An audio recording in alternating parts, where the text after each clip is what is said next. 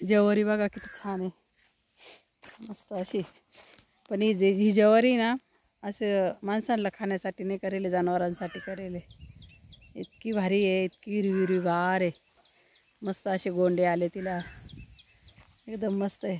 जनावरांची पण काळजी करावी लागते ना, जनावरांसाठी पण किती मस्त चारा आहे पा. असं मस्त का जनावरांनाच हा चारा सगळा. ही सगळी ज्वारी जनावरांसाठीची. हे बघा मस्तच, त्याला गोंडे आले एकदम एकसारखी ज्वारी, मस्त. आणि हे काय आहे, याला कांडी गवत म्हणते. हे जनावरांसाठी, दुधाच्या जनावरांसाठी असं मस्त कांडी गवत आहे बघा.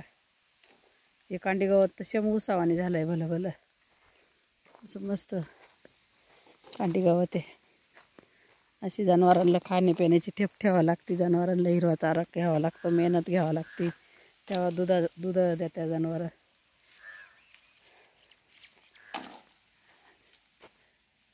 बघ ए वरती तिकडं अंगावर वडते रे, टोला तिकडं गवतात जाईल ती अंगा पडल्या गवतामध्ये.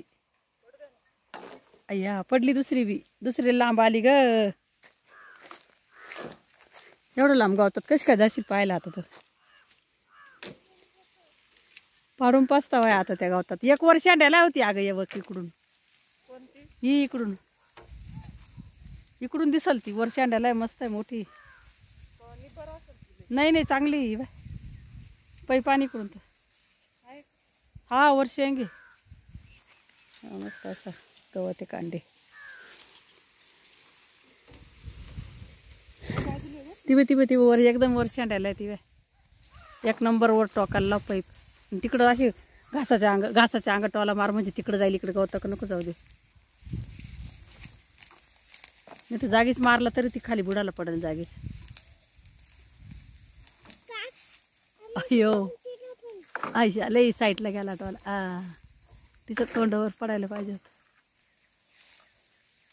आली पडल्या पाय आता त्या गवतातल्या सगळ्या आण काढून. असं मस्त एवढ्या शेंगा तर लई होतील आहे ना. त्याच्या बुडाला पाणी जातं का? पण त्याच्या बुडाला पाणी गेलं तर या शेंगा खावायच्या नाही, एवढी फुलकळी लागेल त्याला.